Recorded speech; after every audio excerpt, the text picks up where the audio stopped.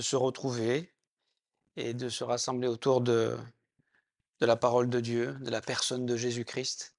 Hein, c'est lui qui nous réunit. Et pensez à ce chant et à ce qu'on a entendu, les difficultés quelquefois qu'on rencontre, de venir, d'avancer, de marcher, de tenir, de ne pas se laisser décourager ou abattre par les situations de la vie, les épreuves de la vie. Et Jésus nous dit une chose, c'est de venir, simplement de venir. Et quelquefois notre foi est peut-être vacillante, mais je veux nous encourager à continuer de venir et de croire Dieu. Et même si on est fragile, même si on est faible, même s'il y a des choses qui vont pas, même si on ne comprend pas toujours tout ce qui se passe, même si des fois on peut être, quelquefois on peut être en colère après Dieu, après des gens, après les situations, après la vie, on peut venir. euh, Parce que lui est venu et lui a affronté l'opposition. Et il n'a pas eu peur d'affronter l'opposition et cette opposition est allée même jusqu'à donner sa vie pour nous. Donc, c'est tout ce qu'il nous dit, viens, hein, tel que tu es, viens. Donc Seigneur, merci de bénir ces quelques mots encore ce matin. Et Seigneur, éclaire par ton Saint-Esprit chacun, là où on en est avec notre compréhension de toi, du salut, de la vie. Euh, Éclaire-nous, Seigneur, s'il te plaît. Aide-moi à communiquer ton cœur de grâce, ton cœur, tes pensées qui sont justes, qui sont saintes. Et merci pour ce texte qu'on va lire ce matin, extraordinaire texte de Romains. Merci pour ce salut qui nous est présenté, Seigneur. Et aide-nous à le saisir, à le recevoir, qu'on puisse le vivre, qu'on puisse trouver toute la profondeur dans notre quotidien, la paix, la joie, l'espérance, l'amour, Seigneur. On te le demande au nom de ton Fils. Amen. Donc on est toujours dans le livre de Romains.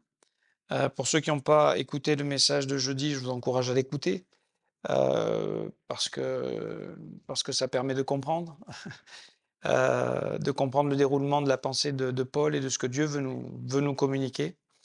Et donc les textes qu'on va lire ce matin, c'est dans Romains chapitre 3. Et tout ce qui a été écrit auparavant, c'est pour pouvoir dire ça en particulier. Donc c'est le cœur, c'est le centre, c'est ce qu'il ne faut pas manquer. C'est ce qu'il faut saisir, c'est ce qu'il faut comprendre, c'est ce qu'il faut recevoir. D'accord? Donc, allez, on va se concentrer quelques minutes ensemble et on va demander à Dieu qui vraiment nous permette de saisir en profondeur ces vérités. Donc, dans Romains chapitre 3, verset 21, « Mais maintenant, sans la loi, est manifestée la justice de Dieu, à laquelle rendent témoignage la loi et les prophètes. Justice de Dieu par la foi en Jésus-Christ, pour tous ceux qui croient. Il n'y a point de distinction, car tous ont péché et sont privés de la gloire de Dieu, et ils sont gratuitement justifiés par sa grâce, par le moyen de la rédemption qui est en Jésus-Christ. C'est lui que Dieu a destiné à être par son sang, pour ceux qui croiraient, victime propitiatoire, afin de montrer sa justice, parce qu'il avait laissé impunis les péchés commis auparavant au temps de sa patience. Et il montre ainsi sa justice dans le temps présent, de manière à être juste tout en justifiant celui qui a la foi en Jésus. On va s'arrêter là, je pense, pour ce matin. Peut-être même on reviendra parce que c'est des passages qui sont tellement importants à comprendre, à saisir. Et donc, la question qui sort ici, il y a plusieurs mots, on va les voir, rédemption, propitiation, qui sont importants à comprendre. Euh, mais le mot central ici, c'est la justice de Dieu. C'est la justice de Dieu, et c'est tellement important de comprendre la justice de Dieu, parce que nous sommes tous prompts, et même nous croyants, qui sommes, malgré le fait qu'on soit enseignés, des fois d'établir notre propre justice, notre propre façon de voir, notre propre vision des choses, vision vision de Dieu, vision peut-être aussi même du péché.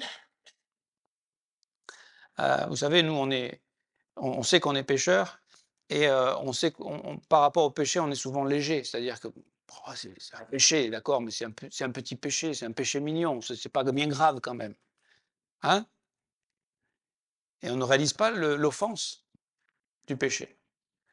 On ne réalise pas la conséquence du péché. On ne réalise pas, je veux dire, c'est pas nous qui déterminons ce qui est bien ou mal. Et aujourd'hui, nos sociétés essayent de redéfinir et redéterminer ce qui est bien et mal. Et la Bible nous le dit que dans les derniers temps, c'est prophétisé par Ésaïe, 8 siècles avant la venue de Jésus-Christ. Peut-être pas 8, 7 siècles avant la venue de Jésus-Christ. Que les hommes changeront le bien en mal, appelleront le bien mal et le mal bien. Et on est dans cette période-là. Ça fait longtemps, mais là, ça s'accélère, je dirais. En tout cas, la question, c'est comment l'homme serait-il juste devant Dieu? C'est la question que même Job s'est posée lorsqu'il était dans cette épreuve terrible qu'il a traversée avec ses amis qui, au lieu de l'encourager, venaient l'enfoncer. Et en Job, verset 1, chapitre 9, verset 1, il dit « Comment l'homme serait-il juste devant Dieu ?» Comment est-ce que nous, on peut être juste devant Dieu? C'est la grande question. Et toutes les religions nous proposent un programme, nous proposent quelques heures, quelques prières, quelques sacrifices, quelques bonnes actions. Hein? Et en fait, Dieu, à travers Paul, va nous révéler comment est-ce qu'on peut être juste devant lui. Parce que sans cette justice, et on parle de ça souvent avec Anne-Catherine, mais je pense que c'est important de bien comprendre. On croit que Dieu est un Dieu d'amour, comme ça que la parole de Dieu nous le révèle aussi. Hein, Dieu est amour, en Jean 4,8. Donc Dieu, c'est un Dieu d'amour. Aucun doute. Infini, éternel, inconditionnel, immuable. D'accord? C'est un Dieu. C'est notre Dieu. Mais comment peut-il avoir, comment cet amour peut-il être expérimenté avec son peuple si son peuple est toujours dans ses péchés?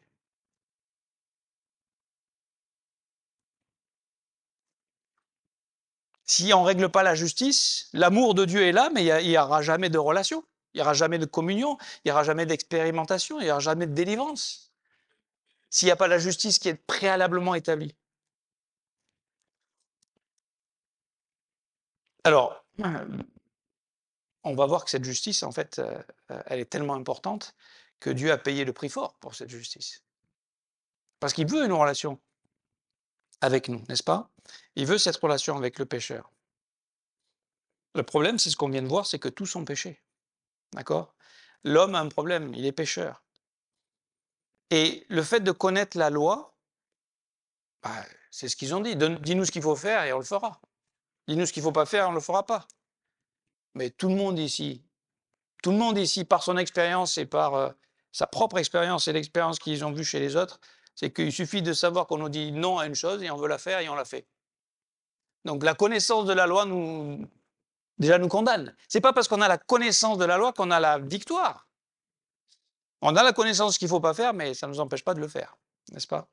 Sinon, je veux dire, avec les enfants, l'éducation, ça serait d'une simplicité. Si tu as dit une fois la chose, c'est réglé, c'est fini. Pourquoi il faut la répéter 10 fois, 100 fois, 1000 fois? Ça, c'est que de l'éducation. Et ça n'enlève pas le péché. Mais ça permet de vivre ensemble quand même. En fait, la loi, et c'est ce que Paul rappelle dans Corinthiens 15, 56, la puissance du péché, c'est la loi. Donc, quand tu connais la loi, ça te délivre, ça te rend pas vainqueur, ou ça te permet pas d'être à la hauteur de la loi de Dieu. Et Dieu va pas baisser sa loi. La loi, elle est juste, elle est bonne. Le problème, c'est nous. Donc Dieu ne va pas s'abaisser. Donc ce que Dieu doit faire, c'est doit nous élever jusqu'à lui. D'accord? Et c'est l'évangile. C'est ce que Paul essaie de présenter, d'expliquer. Donc, et pour comprendre la beauté de l'évangile, il faut comprendre tout ce que Paul vient de nous dire qui est dur à digérer. Vous lisez Romains chapitre 3 à partir du verset 10 jusqu'au verset 18, il n'y a pas beaucoup de bonnes choses dans l'homme. Tout est malade. On a parlé de ça, de l'intelligence, de la conscience, de la volonté, de ses paroles, de ses pieds qui courent au mal. Enfin, je veux dire, tout est en mauvais état. Je veux dire, c'est pas il est un peu pécheur, l'homme, il est totalement pécheur. Et ça, il faut bien l'avoir compris parce que sinon, on prend même pas conscience de notre besoin. On pense, bon, allez, on va faire quelques efforts, on va essayer de faire moins de péchés, et ça ira bien, et Dieu sera content. Non, non, non, non, il ne faut plus faire de péché du tout. Et il ne faut même pas en avoir fait une fois, ce qui est impossible, en réalité. Donc, ça veut dire qu'on est tous, bah, on est tous quoi? Romains 3, 23, car tous sont péchés, et on est privé de la gloire, on est privé de quoi? On est privé de la communion avec Dieu. Parce qu'il y a quelque chose entre moi et Dieu qui nous sépare. Ésaïe 59, verset 1, c'est nos péchés qui mettent une séparation entre nous et Dieu. N'est-ce pas?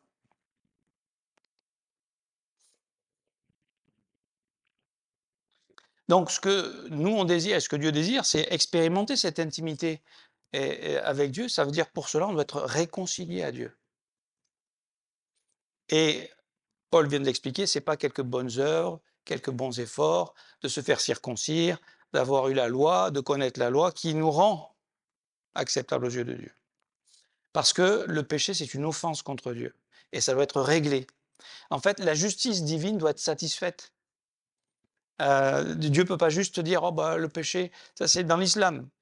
Dans l'islam, c'est la miséricorde. Et le péché, c'est la miséricorde. Alors moi, si c'est ça, je leur dis souvent, mais si Dieu est tout-puissant, bah, la miséricorde est infinie et tout le monde sera sauvé. Pourquoi il y en a qui ne seraient pas sauvés? Et là, tout de suite, on dit, ah oui, mais ils n'ont pas fait ce qu'il fallait. Ah, alors donc ça dépend de nous, ou ça dépend de la miséricorde de Dieu. C'est la grande question. Est-ce que nous, on a une part à faire là-dedans? Et quand on a compris qu'on peut absolument rien faire, et qu'on comprend qu'on a besoin de la miséricorde de Dieu, eh bien, on se dit, comment il va faire? Eh bien, il va nous expliquer comment la justice de la foi, par la foi, en Jésus-Christ, peut nous rendre acceptables et nous réconcilier avec lui et nous offrir le pardon des péchés et la communion, la vie éternelle dans la présence de Dieu. Donc, on doit être réconcilié avec Dieu pour expérimenter sa présence. Et la loi, en fait, c'est Paul qui le rappelle dans Galates 3, 24, parce que ce qu'il faut bien comprendre, c'est que Dieu est saint. Ça veut dire quoi, saint? C'est-à-dire que Dieu, on ne peut même pas le comparer à tout ce qu'on connaît, tout ce qu'on peut savoir. Dieu, il n'y a pas de péché, il n'y a pas d'ombre, il n'y a pas de trace, il n'y a pas à un moment donné une mauvaise pensée, une mauvaise idée, une mauvaise intention. Dieu est parfait dans tout, il est juste, il est lumière, hein, il est saint, il n'a rien à voir avec nous. Et donc, il ne peut pas avoir la communion. Et ce n'est pas que Dieu a besoin c'est que sa sainteté ne peut pas être touchée, il est Dieu. Donc, il faut que cette justice intervienne pour que Dieu ne peut pas avoir communion avec le pécheur. Donc, il faut que la justice de Dieu soit satisfaite et que le pécheur soit rendu juste pour que maintenant la communion et l'amour de Dieu puissent être expérimentés. Donc Galates 3, 24, ainsi la loi a été donnée comme un pédagogue pour nous conduire à Christ afin que nous fussions justifiés par la foi. C'est-à-dire que la loi, ça n'a pas été, Dieu n'a pas donné la loi pour que, allez, vous allez y arriver les gars, faites un peu plus d'efforts, allez, remontez les manches, maintenant, allez, on recommence, bon, allez, oh, là maintenant c'est bon, vous avez compris. Toute l'histoire d'Israël, c'est échec sur échec sur échec. Mon histoire, votre histoire, c'est échec sur échec. On n'y arrive pas. La loi a été donnée juste pour dire, en fait, elle a été donnée pour nous montrer qu'on ne peut pas s'en sortir. Elle a été montrée pour peut-être nous donner une capacité d'humilité, de dire, j'ai besoin d'aide.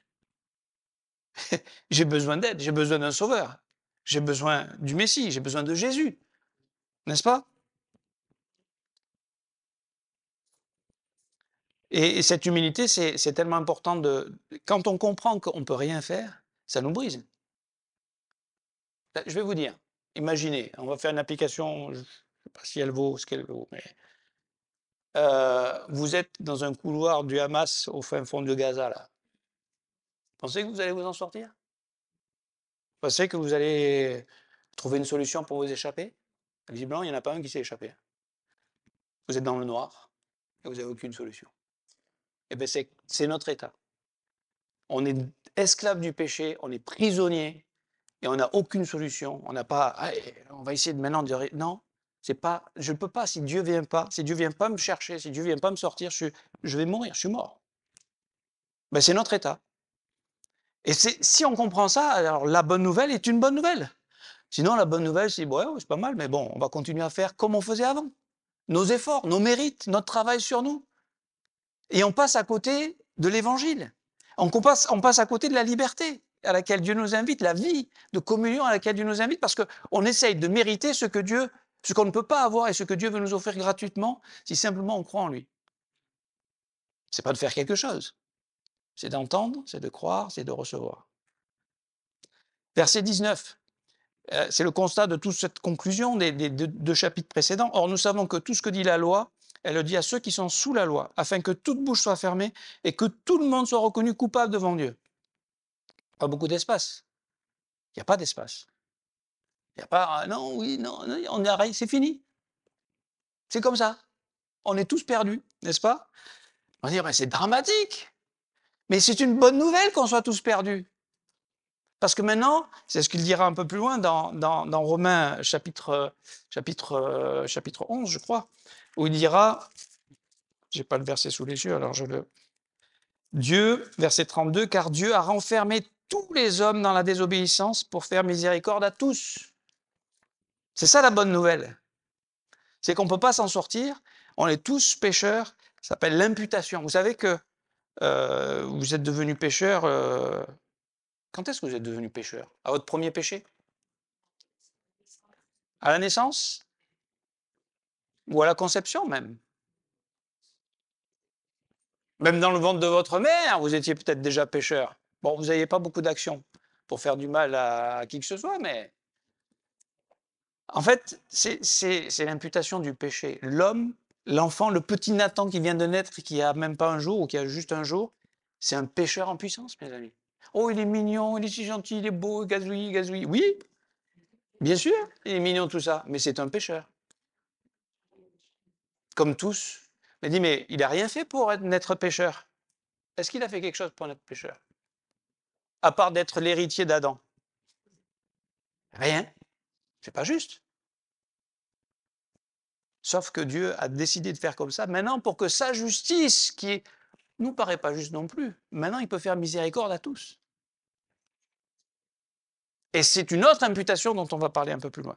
Donc on est tous coupables, et verset 20, car nul ne sera justifié devant lui par les œuvres de la loi, puisque c'est par la loi que vient la connaissance du péché. Donc voilà, ça c'est clair. Donc c'est une bonne nouvelle de savoir qu'on ne peut pas s'en sortir par nous-mêmes. Parce que ça veut dire que le salut ne dépend pas de nous. Il ne dépend pas de nous, le salut. Le salut, c'est l'œuvre de Dieu et de Dieu seul. Et nous, on est juste les récipients de ça.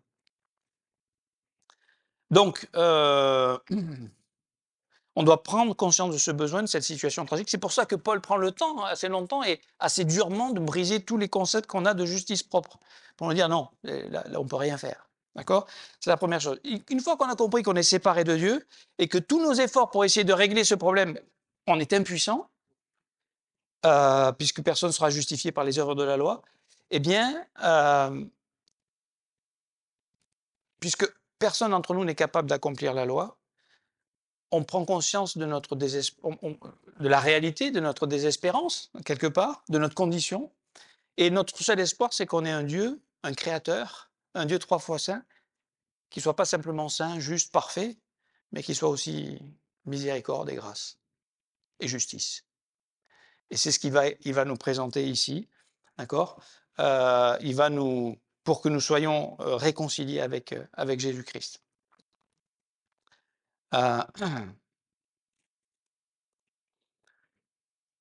Donc, en fait, c'est ce que Dieu a fait en envoyant Jésus-Christ, n'est-ce pas? Dans Matthieu 1, 21, c'est lui qui sauvera son peuple de ses péchés. Jésus est venu pour ça. Il est venu pour nous sauver de nos péchés. Comment? Eh bien, lui a accompli parfaitement cette loi. C'est le seul homme sur la terre. Adam a péché, et tous les hommes après lui ont péché, c'était pécheurs, ils sont nés avec cette nature pécheresse. Ils n'ont pas simplement fait des commis, ils ont même cette nature. Donc il faut traiter ce problème de même la nature du péché qui est en nous. Et après, bien sûr, les fruits ou les œuvres du péché. Et donc c'est deux choses un petit peu différentes, mais ça parle de notre dépravation totale. Mais lui, Jésus, lui, n'a fait aucun péché. Tenté en toute chose, il n'a jamais péché, hein, Hébreux 4,15. Et Jésus-Christ, c'est l'homme parfait, qui devient maintenant le médiateur parfait entre Dieu et les hommes. Parce qu'il a à la fois pour satisfaire la justice de Dieu, il fallait être à la hauteur de la justice de Dieu. Donc ce n'est pas un homme qui peut le faire. Il fallait que ce soit Dieu lui-même, n'est-ce pas? Donc il va donc être médiateur entre Dieu et les hommes. Et par le sacrifice de sa vie, il paye à leur place le prix de la rançon qui nous a franchis, nous tous, qui choisissons de croire. Et c'est la seule condition. C'est la réponse de l'homme à cette offre. C'est pas que nous fassions quelque chose. Et c'est le travail du Saint-Esprit. Quel est le travail du Saint-Esprit? Parce qu'on va dire, c'est une œuvre de croire. Non, c'est pas une œuvre de croire. Le Saint-Esprit, son ministère, c'est de convaincre de péché, de justice et de jugement. D'accord? Donc ça, c'est le ministère du Saint-Esprit. Donc le ministère du Saint-Esprit, c'est de nous amener à cet état de comprendre qu'on ne peut pas s'en sortir nous-mêmes. Et que maintenant, on a besoin de l'intervention de Dieu. Et que la justice de la loi nous condamne. Et on est sans espoir. Sauf que maintenant, il y a une loi plus grande, la justice de la foi, par la foi. Hein, c'est comme ça qu'il présente l'évangile dans Romains chapitre 1, verset 18. Hein, le juste vivra par la foi. Hein, c'est la justice de Dieu par la foi. Et donc, il va nous expliquer ce que c'est la justice de Dieu par la foi, parce qu'on a besoin de comprendre, pour savoir que nous sommes justes aujourd'hui devant Dieu. C'est capital, n'est-ce pas? Je vous lis juste ces versets d'un Timothée 2, 3.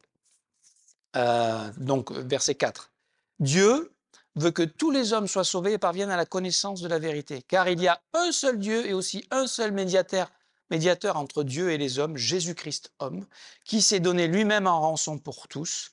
C'est là le témoignage rendu en son propre temps, et pour lequel j'ai été établi prédicateur et apôtre, je dis la vérité, je ne mens pas, chargé d'instruire les païens dans la foi et la vérité. Et donc aujourd'hui, qu'est-ce qu'on fait? On reproduit ça. Paul, il a eu ce ministère d'apôtre, d'être le premier à l'écrire, à le dire, à l'enseigner, ce que les révélations de cet évangile qu'il avait reçu, de la justice par la foi, d'accord, et qui aujourd'hui nous a été donné. Et qu'est-ce qu'on fait? Nous, on fait que reproduire ce qui a été. Enfin, je n'invente pas la chose. Je fais que prendre ce que la parole de Dieu nous dit et croire ce que Dieu et expliquer et comprendre ce que la parole de Dieu nous dit. Donc, on a bien un médiateur, et ce médiateur entre Dieu et les hommes a accepté d'être le paiement, la rançon. Parce qu'il fallait bien que quelqu'un paye le péché. D'accord? On voit que cette justice qui était inaccessible par les œuvres, l'exemple d'Israël j'ai pas le temps de développer ce point, mais on l'a vu avec l'exemple d'Israël. Maintenant, d'être juste devant Dieu, puisqu'on ne peut pas le faire par la loi, comment on va être juste devant Dieu? Comment on va avoir une relation avec Dieu? Ben, c'est la justice de la foi. Et c'est le mot qui ressort dans ce texte qu'on vient de lire. Hein? Et c'est étonnant, mais on lit au verset 21, il dit « Mais maintenant, sans la loi, est manifestée la justice de Dieu. » Et ici, ce n'est pas l'amour de Dieu qui est manifesté.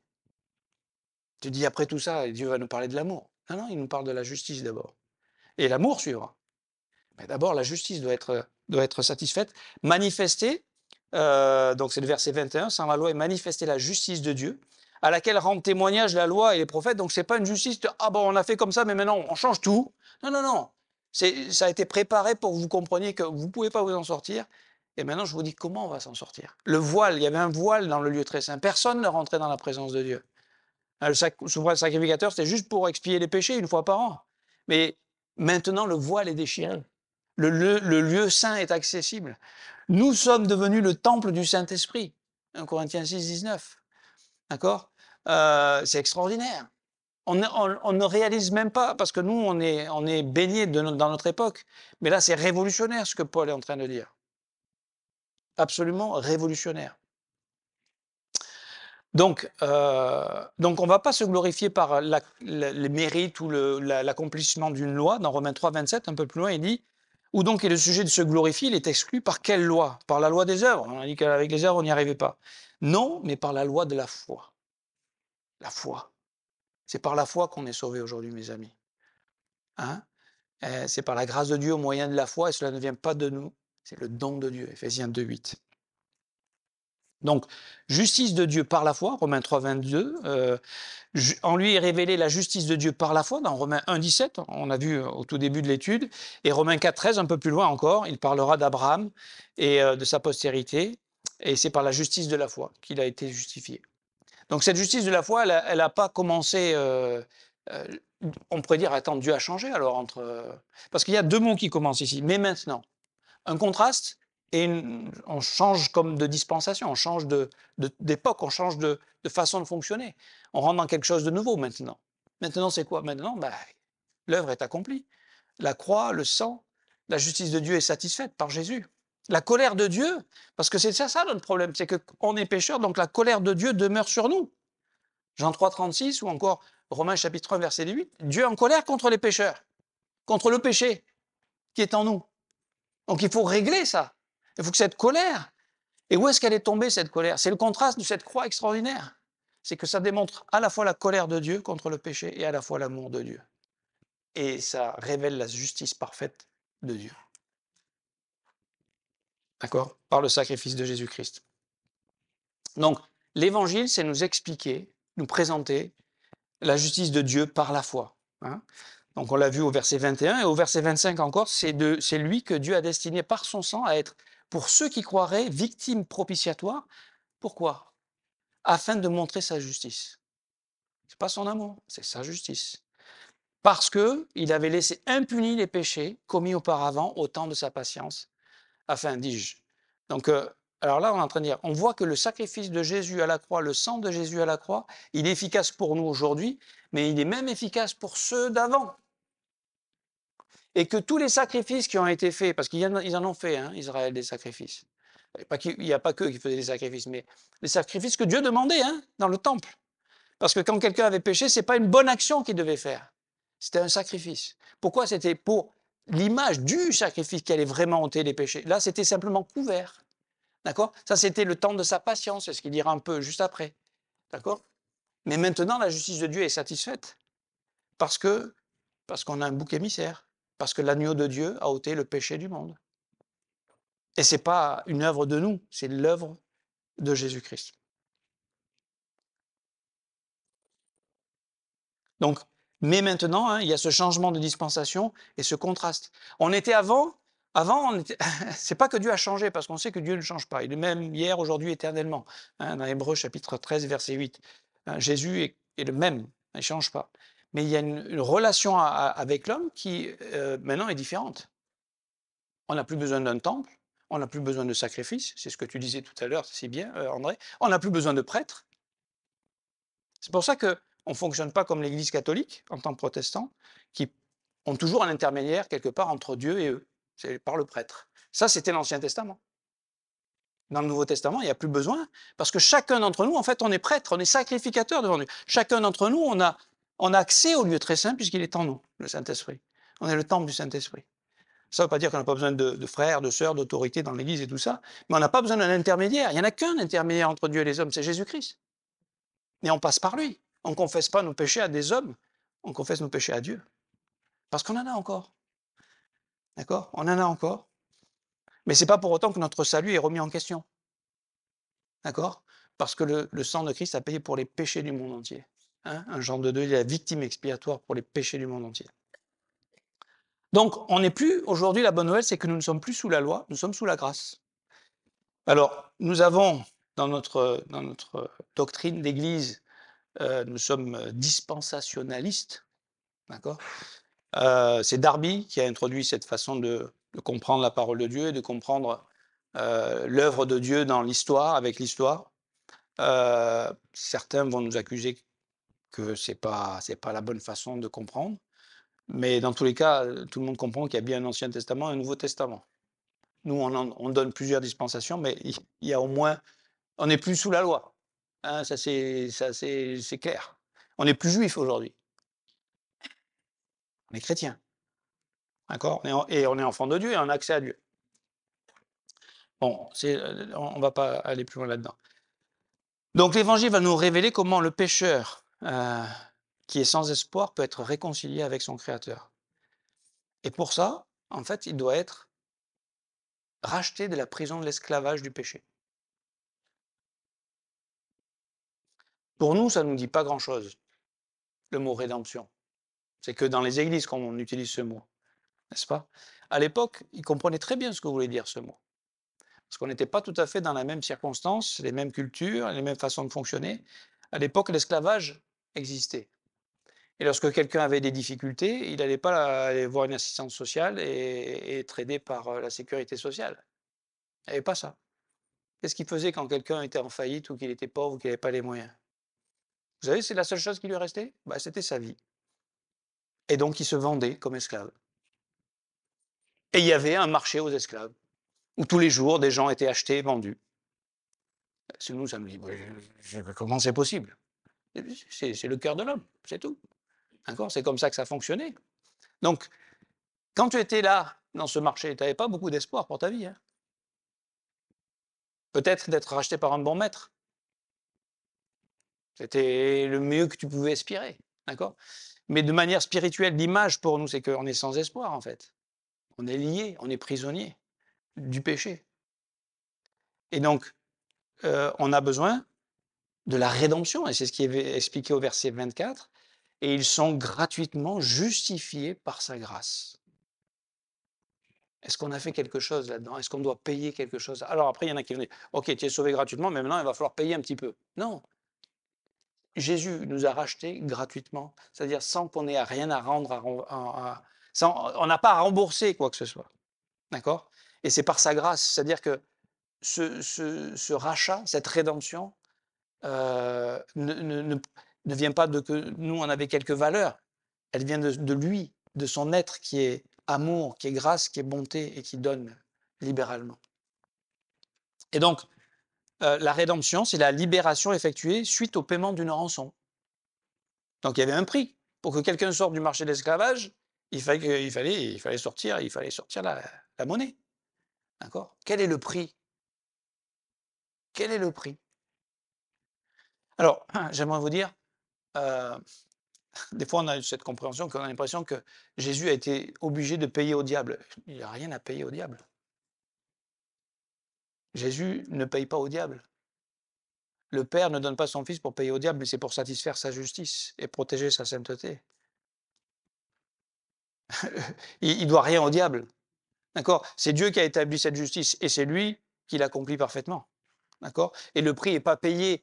Le prix est payé devant Dieu. La colère de Dieu, elle est tombée sur le Fils, à ma place. Parce que Dieu est en colère contre tous mes péchés. N'est-ce pas? Marc 10, 45. Car le Fils de l'homme est venu, non pour être servi, mais pour servir et donner sa vie en rançon de plusieurs. Donc il est venu pour ça. Il est venu pour payer. En fait, il est venu pour prendre ma place. Pour que moi, je sois libre. Et ce texte-là, et les mots qui sont utilisés, les différents mots grecs qui sont utilisés, c'est pour montrer qu'il nous a achetés et qu'il nous a libérés. Et qu'aujourd'hui, on est libre. Et pour ça, il a pris à notre place ce que nous méritions. Romains 6, 23, le salaire du péché, c'est la mort. Pourquoi Jésus est mort? Et j'aimerais vous dire, il n'est pas mort que physiquement. Ça, c'était tragique. Et quand on voit, certains disent que dans le film de la Passion, ils ont un peu exagéré avec l'hémoglobine. Je pense que c'était de cet ordre-là. Il y avait une violence, il y avait une haine, il y avait une méchanceté, il y avait une souffrance physique qu'on ne peut même pas imaginer. C'est la pire des tortures qui ait jamais été inventée par l'homme, la crucifixion.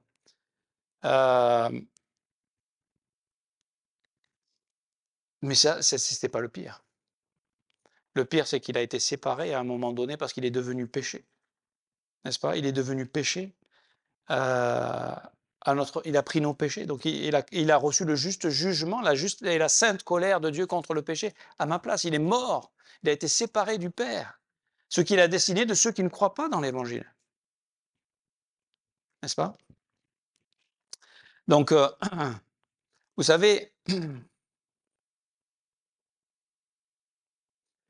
quand ça a été écrit, eux, ils comprenaient qu'ils ne pouvaient rien faire. Nous, des fois, on se dit, peut-être qu'on peut faire encore des efforts. Ça, c'est la religion. Et Dieu nous dit, non, c'est moi qui ai tout payé. C'est moi qui paye tout. C'est moi qui offre le salut. Parce qu'il est venu comme un serviteur dans la plus grande humilité, et il a choisi de s'offrir en prenant notre place, en recevant le juste prix de nos péchés, et de mourir à notre place. C'est l'agneau de Dieu qui s'offre, en Jean chapitre 1, verset 29, qui s'offre pour ôter le péché du monde. Et maintenant, ce qu'il souhaite, c'est que nous puissions expérimenter la liberté de cette justice par la foi, que nous avons reçue par la foi, d'accord? À 1 Corinthiens chapitre 7, verset 23, il est dit, vous avez été rachetés à un grand prix, ne devenez pas esclaves des hommes. Intéressant qu'il précise ça. Si j'étais racheté et libéré, maintenant je suis libre. Sauf que on le verra un peu plus tard. Dans notre expérience, on a été affranchi devant Dieu, on est enfant de Dieu, ça c'est, on a reçu l'adoption, hein. Mais malheureusement, dans notre expérience, on peut retourner sous l'esclavage des hommes, sous l'esclavage du péché, sous le système du mérite, de la culpabilité, de la condamnation. Et on n'expérimente ni la paix, ni le repos, ni la joie, ni la communion avec Dieu. Parce qu'on est perdu dans notre marasme en disant, mais ça marche pas ce machin, ça marche pas cette justice par la foi. Ben, ça marche quand on vit dans la foi et par la foi. C'est-à-dire quand on continue à croire. Parce que la difficulté, c'est de persévérer. Quand on est tout jeune chrétien et tout beau, on est émerveillé, Jésus, c'est magnifique. Mais attendez 10 ans, 20 ans, 30 ans, avec les défis, avec les problèmes, avec nos faiblesses, avec ce monde, avec les situations et les circonstances. On peut vite être repris par le naturel, n'est-ce pas? On peut vite être repris. Et donc là, le mot qui est utilisé pour racheter, c'est agorazo. On a été racheté à un grand prix. C'était quoi le prix? Vous imaginez la valeur de votre vie? C'est Jésus-Christ sur la croix à ma place. Ça démontre l'amour de Dieu maintenant. Jusqu'où il est allé pour me sauver. Donc, Galates 3,13, Christ nous a rachetés de la malédiction de la loi. Et là, c'est ex agorazo, c'est-à-dire il a payé le prix, il nous a sortis, mais il ne retourne pas maintenant sous la loi. On n'est plus sous la loi. Tu ne pourras jamais te justifier devant Dieu par la loi. Vis par la foi. Crois en moi. Crois dans mes paroles. Reçois mon pardon. Reçois ma grâce. Et tu as des problèmes, t'es pécheur? Eh bien, tu es candidat pour le salut de Dieu. C'est le juste propre qui ne voit même pas son besoin. Mais nous, on sait qu'on a besoin de la grâce et de son salut. Donc Christ nous a rachetés pour que nous vivions libres, hein, et que cette liberté soit réelle dans notre expérience. C'est-à-dire qu'on le connaisse et qu'on marche avec lui. Hein, et c'est comme ça qu'on va être de plus en plus libre. Si vous me connaissez, vous serez réellement libre. D'accord? Jean 8, 32. Donc il y aurait encore beaucoup de choses à dire, mais je vais conclure avec ce dernier mot, c'est le mot propitiatoire, qui est un mot aussi un peu compliqué, qu'on n'utilise que dans les églises peut-être, mais qu'à l'époque on comprenait plutôt bien. Imaginez si on se replonge dans le contexte culturel. Alors ça existe dans certaines cultures, hein. Vous allez en Inde, vous allez dans certains pays, c'est comme ça qu'ils fonctionnent. C'est qu'ils ont la crainte en fait, la crainte de la vie, la crainte des situations, des circonstances. Et donc par exemple, si quelqu'un faisait un voyage, allait prendre le bateau pour faire un voyage, il regardait pas ses assurances, machin, tout ça, s'il y a un problème dans le bateau ou quoi, qui va venir nous secourir, les pompiers, il n'y avait pas tout ça, hein. Donc qu'est-ce qu'on faisait? On apportait un sacrifice à Neptune, le dieu de la mer, pour qu'il nous soit propice, pour qu'il nous soit favorable. On payait, on offrait, on sacrifiait quelque chose à cette idole, à ce dieu, avec un petit dé, bien sûr. Mais comment est-ce que Dieu aujourd'hui, comment on trouve les faveurs de Dieu? C'est une bonne question. Le croyant naturel de base, il dit ben, c'est quand je fais des bonnes choses. Quand j'ai fait une bonne œuvre, alors là j'ai toutes les faveurs de Dieu. Là, il regarde que moi. D'accord? Quand je fais un sacrifice, quand je donne de l'argent à l'église, quand ceci, quand cela, quand j'ai fait des prières où j'ai passé toute la nuit à prier, là, si Dieu n'est pas favorable avec moi, j'y comprends rien. Non, mais là, tu retombes sous un système, l'ancien système. Vous savez pourquoi Dieu est favorable en nous, pour nous, envers nous? Parce qu'on est en Jésus. Et que lui, il a mis toute son affection en Jésus.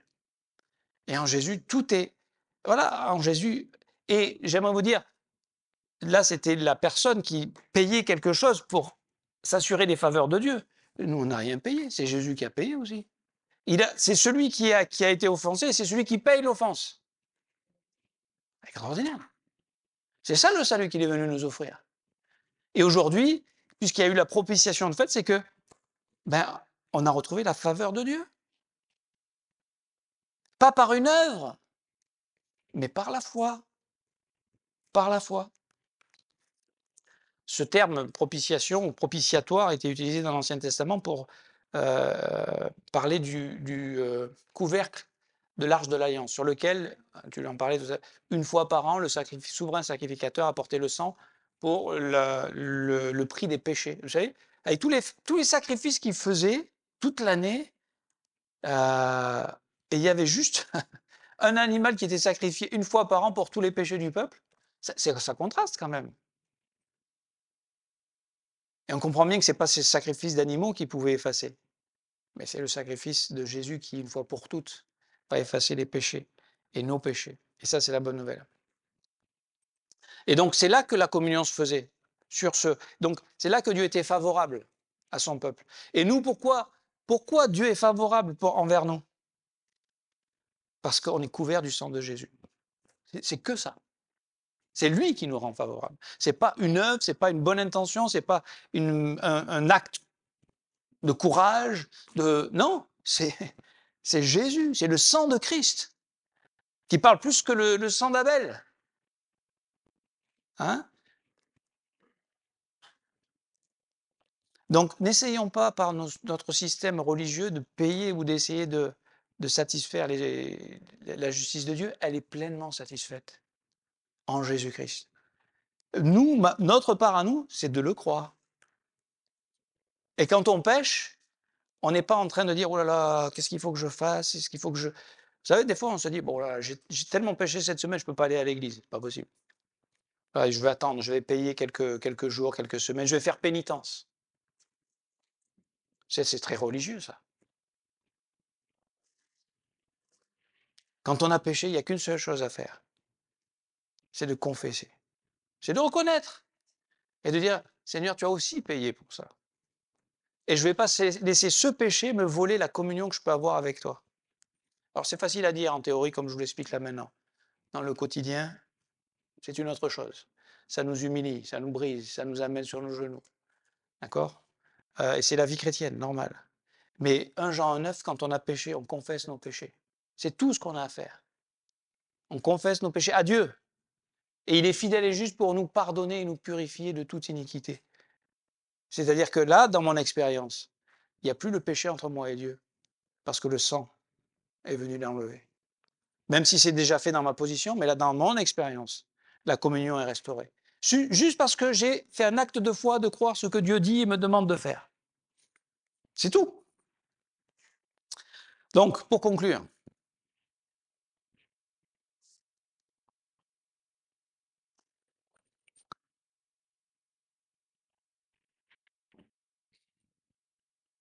la justice de Dieu par la foi. Et je terminerai avec cette triple imputation. Et juste, je m'arrêterai avec ça. On en a parlé déjà un petit peu. Il faut que je retrouve le verset. Voilà. Premièrement, la première imputation, c'est que quand on est pécheur. Dieu nous impute le péché d'Adam. C'est une forme d'injustice. D'accord? On serait devenu pécheur quand même, mais avant même qu'on pêche, on est déjà né pécheur. La bonne nouvelle de la justice de Dieu par la foi, c'est que Jésus est venu et il a accepté de devenir péché pour nous. Donc mon péché, nos péchés, les péchés du monde entier ont été placés sur Jésus-Christ. C'est ce que dit la Bible de Corinthiens 5, 21. Celui qui n'a point connu le péché, donc lui, il était parfait. Il l'a fait devenir péché pour nous. Ça, c'est la deuxième imputation. Il faut comprendre ça. C'est théologique, ça, c'est ce que la parole de Dieu nous dit. Il a pris les péchés du monde entier. C'est sur lui qu'ils sont tombés. D'accord? Et sur la croix, il a reçu le juste jugement de ses péchés, en mourant physiquement et en étant séparé du Père pendant quelques heures. Ce qui a été le pire pour lui, on l'a dit tout à l'heure. Et la fin du verset, de Corinthiens 5, 21, afin que nous devenions en lui justice de Dieu. Quelle est la bonne nouvelle aujourd'hui? Troisième imputation. C'est que Dieu, Jésus, écoutez bien ça, c'est extraordinaire, c'est ce qu'on vient de lire, c'est Romains chapitre 3. C'est que Dieu offre à ceux qui croient sa justice parfaite. Qui fait qu'aujourd'hui, mon cœur pécheur a été réglé à la croix, le jugement est tombé sur Jésus-Christ à ma place, et maintenant je reçois un nouveau cœur qui est en communion avec Dieu. une nouvelle nature qui ne peut pas pécher, dans 1 Jean chapitre 1. D'accord? Ma nature ancienne pêche, mais la nouvelle, non. C'est quand je suis dans l'ancienne nature que je pêche. La nouvelle ne pêche plus. D'accord? J'ai reçu la justice. La justice de Christ m'a été imputée. Comment? Par une œuvre? Par un effort? Par un mérite? Non, parce que je crois que Jésus-Christ est Dieu fait homme, mort sur la croix pour mes péchés et ressuscité pour me donner l'espérance de sa victoire sur le péché et sur la mort. Voilà la bonne nouvelle de l'Évangile. Voilà la puissance de l'Évangile. Voilà la justice de Dieu par la foi à laquelle nous devons nous accrocher. Et on verra après, ça ne veut pas dire, ah ben, puisque c'est la justice de Dieu par la foi, on ne fait rien. C'est autre chose. D'accord? Mais on n'a rien à faire pour obtenir cette justice de Dieu par la foi, simplement croire. Sinon, c'est plus la justice de Dieu par la foi. Et ça, c'est une bonne nouvelle. Donc, avant d'arriver à Romains 3, 21, on était désespérés. Vraiment, sans espoir. Et là, l'espoir se lève. Maintenant, on a un avenir. Maintenant, on est enfant de Dieu. Maintenant, on a été rendu juste. Et c'est l'œuvre de Jésus. C'est tout. Que Dieu vous bénisse.